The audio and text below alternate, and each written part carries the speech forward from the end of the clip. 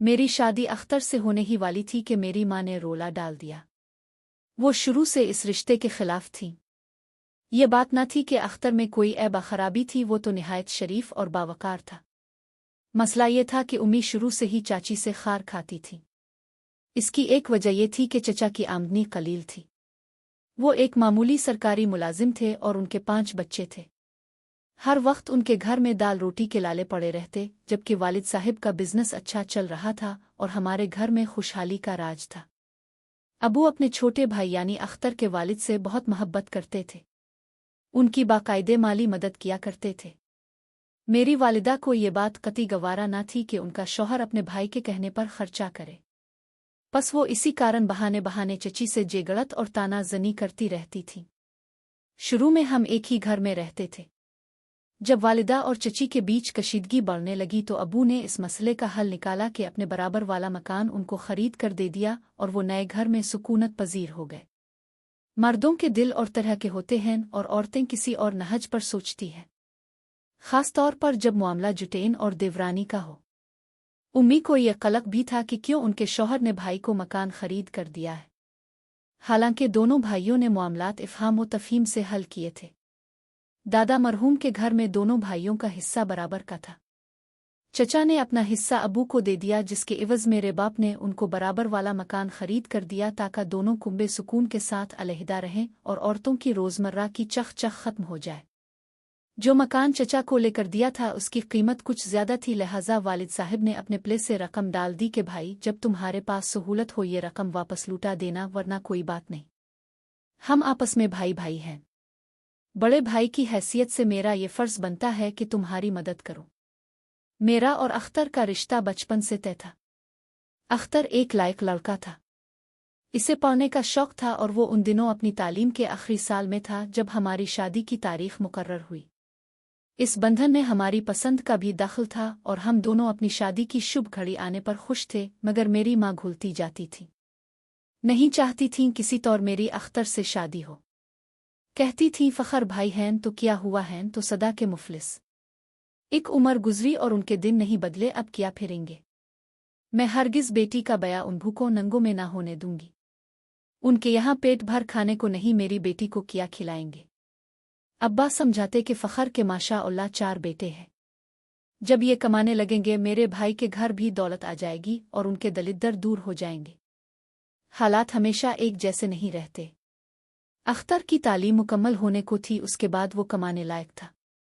इससे अच्छा लड़का हमारी लड़की को ना मिलेगा। ये बात कई बार मेरे अब्बा ने उम्मी को समझाई, मगर मेरी वालिदा का यही जवाब था कि कमाने लगा तो पहले कुंबे का बरसों बोझ उठाएगा, अपने माँ बाप बहन भाइयों को पालेगा। मेरी लड़की के लिए इसके प्ले क्या बचेगा।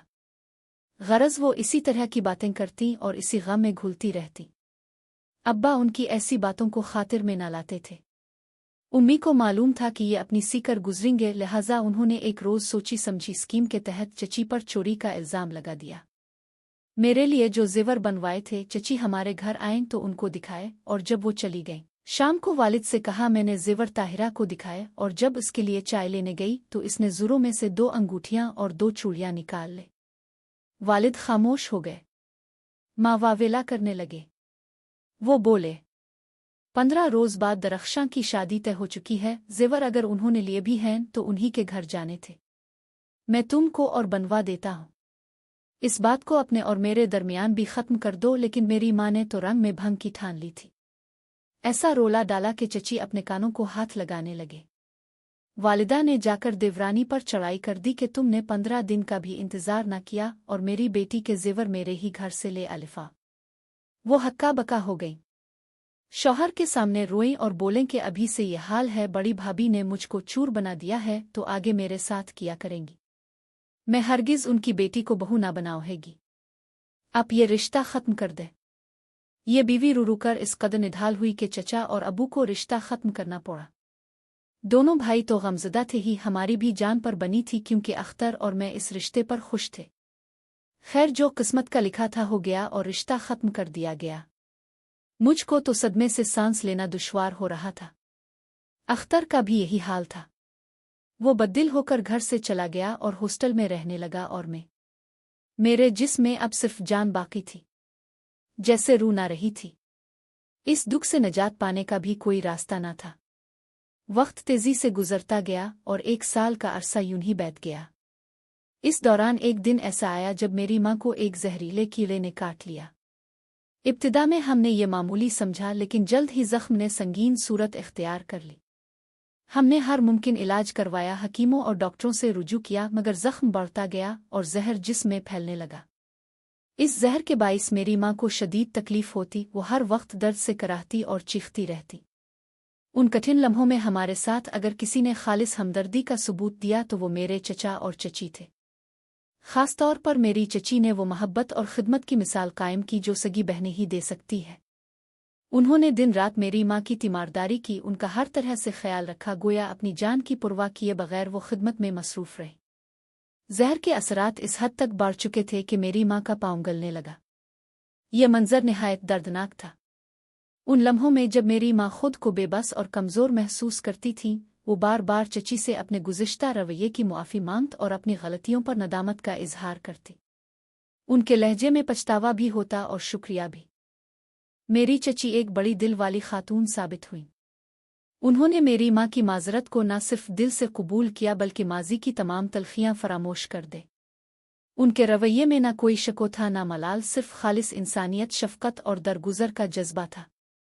अख्तर ने तालीम मुकम्मल करने के बाद MBA किया और जल्द ही एक बैंक में मुलाजमत हासिल कर ली। अपनी मेहनत और काबिलियत के बिल पर वो तरक्की करता गया और कुछ ही अरसे में मैनेजर के ओहदे पर फाइज हो गया। अब उसके माली हालात खासे बेहतर हो चुके थे और वो जिंदगी में एक मजबूत मकाम पर पहुंच चुका था। मेरी चची इब्तिदा ही से मुझे अपनी बहू के तौर पर देखना चाहती थी। वो हमेशा मेरे लिए दिल में मोहब्बत रखती थी और मुझे अपने बेटे के लिए बेहतरीन शरकन हयात तसव्वुर करती थी। हालात के बदलने के बाद चचा और चची ने एक बार फिर मेरे रिश्ते की बात की।